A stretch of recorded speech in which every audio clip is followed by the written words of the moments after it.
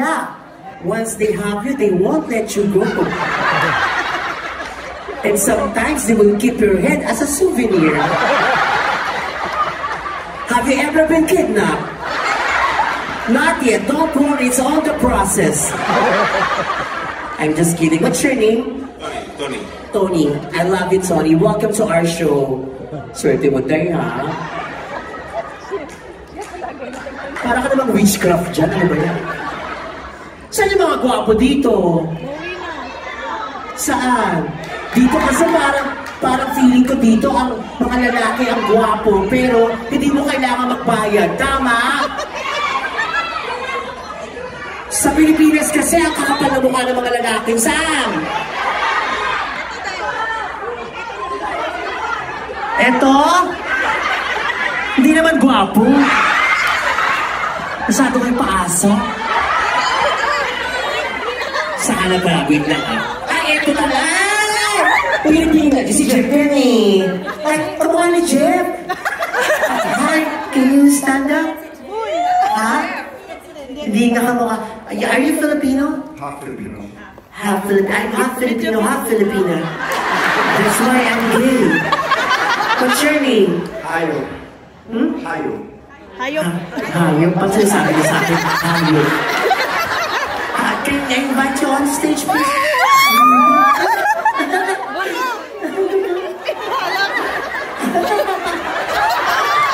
Habulin mo ako. Dito ka, baby.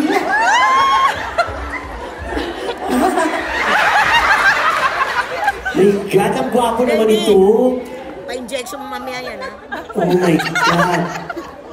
How old are you? Guys. You're 23, 22, 25? 37. Oh, you don't look your age. You look younger than 37. About me, you guess. 28. Come again? 28? No, I'm 43. Yeah, but I don't look old. Because I always, you know...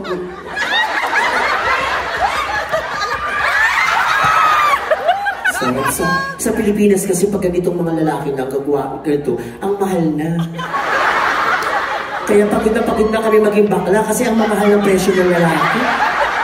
Pag ganito, alam mo, you know what, do you understand Tagalog? Just a bit, just a bit. Just a bit. In the Philippines, when we get boys, it's very expensive. Most especially when so handsome like you.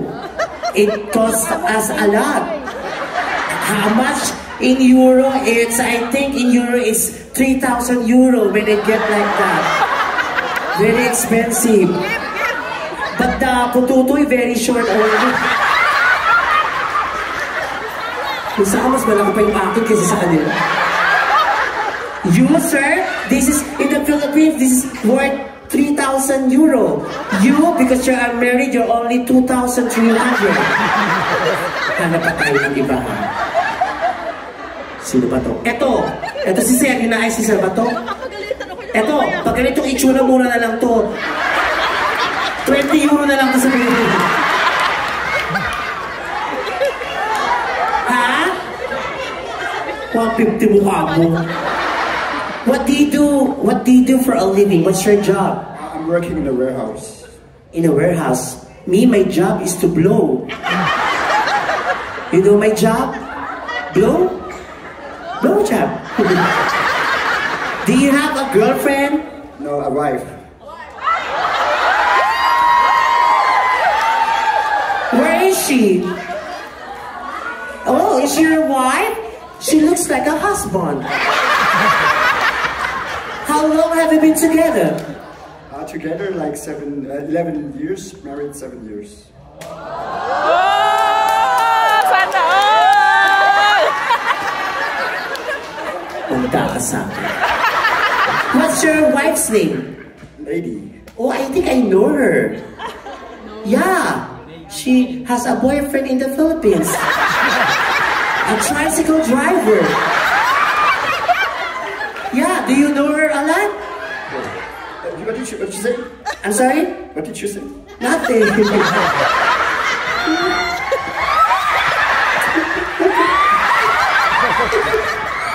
Sarap na basic.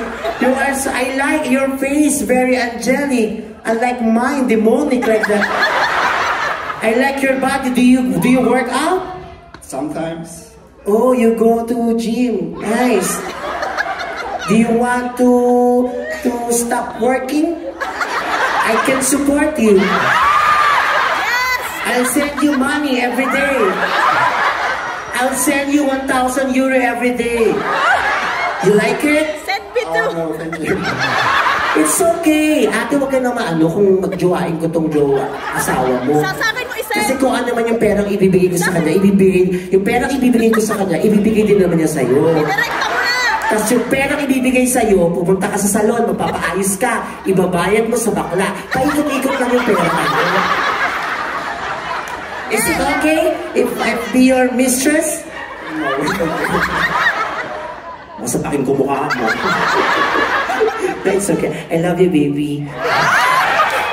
Can I kiss you? In the Philippines, when you kiss someone, it's a Filipino tradition. Showing you being friendly. Can I kiss you? So you don't want me to kiss you? Or you choose, I'll kiss you or I kiss your wife? What? One of them. So. Shit, yabang mo naman. Tabi, baby. Ang sarap. Pag-iipunan kita, ha? Isasanda ako mga magulang ko para sa'yo. Kahit marimata, okay lang. Pwede, tsaka mukhang gifted child din yan, ate, ha? Ang tangkad.